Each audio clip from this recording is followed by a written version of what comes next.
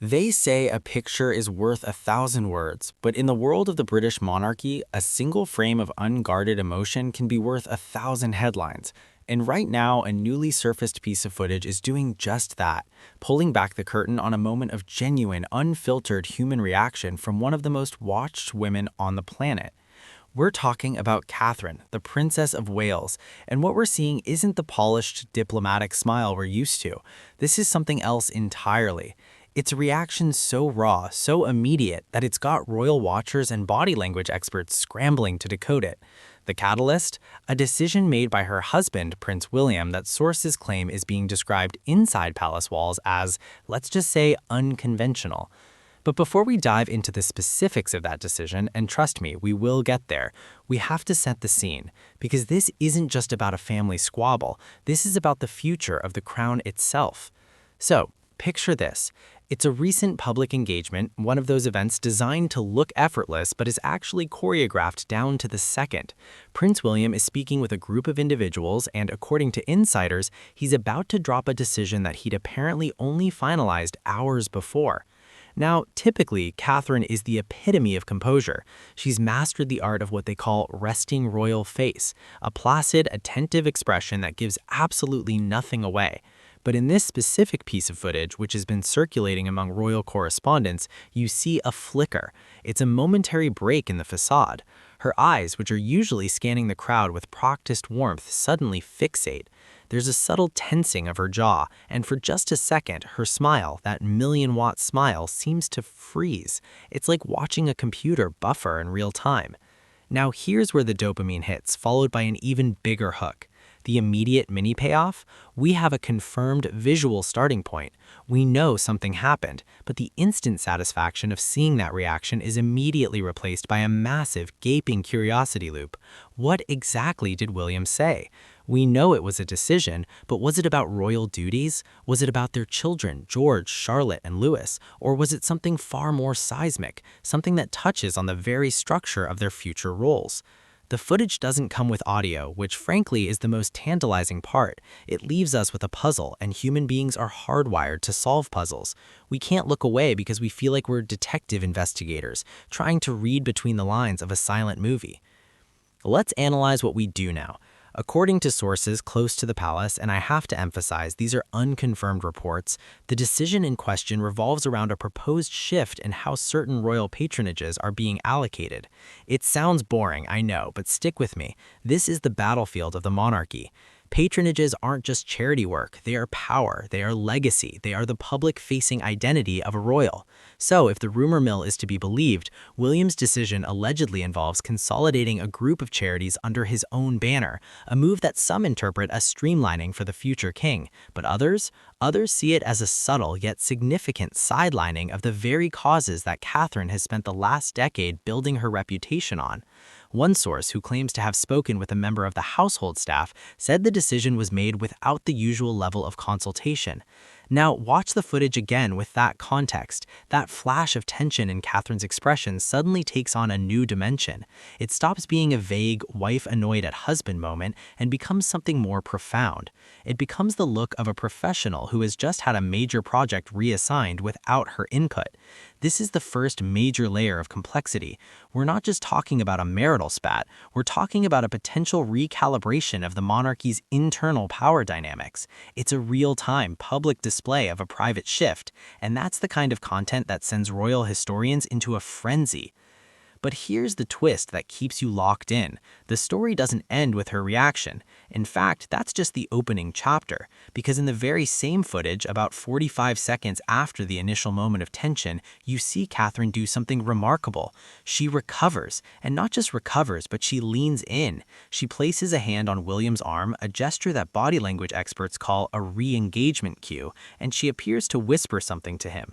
His posture, which had been stiff and authoritative, softens. He nods.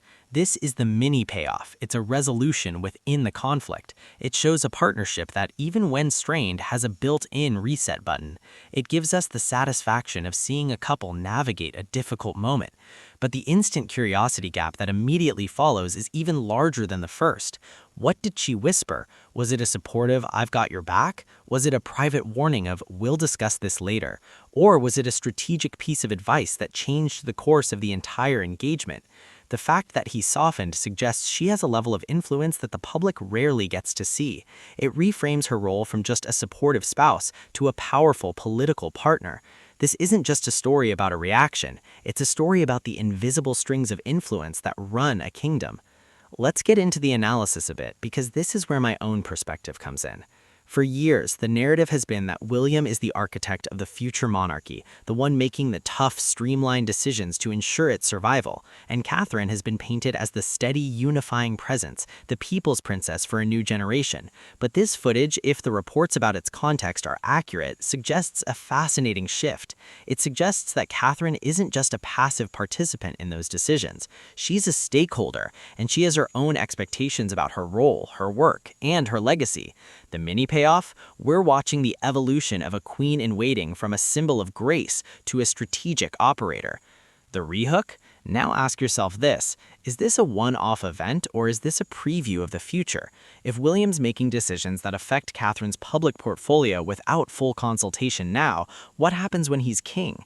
The dynamic we're seeing, where a private disagreement plays out in micro-expressions before being quickly resolved, could become the defining characteristic of their reign. This footage isn't just a piece of gossip, it's a case study in modern monarchy. It shows a partnership that is both deeply personal and intensely public. Every glance, every touch, carries the weight of a 1,000-year-old institution. And here's another layer that adds to the dopamine cycle. Let's talk about the reaction to the reaction. Within hours of this footage circulating, it was dissected on morning shows, analyzed by forensic body language experts, and memed into oblivion on social media. The public's reaction was split. One camp saw it as proof that Catherine is a saint for putting up with the pressures of royal life. The other camp saw it as a power move, a subtle reminder from the princess that she is not to be overlooked. This public discourse is a mini payoff in itself. It validates our own interest. It tells us, see, you're not the only one obsessed with this, everyone is. But now the new hook is, what does this public scrutiny do to their relationship going forward? Knowing that every micro-expression is now a piece of historical evidence, how do you have a candid conversation? It creates a pressure cooker environment where every interaction is a performance, and the stakes are the public's perception of their unity. We have to look at the long game here. According to royal insiders, the coming months are going to be critical. William is preparing for his role as Prince of Wales in a way that is vastly different from his father's tenure. He's reportedly aiming for a slimmed-down monarchy, which sounds efficient, but it also means fewer royals to carry the workload.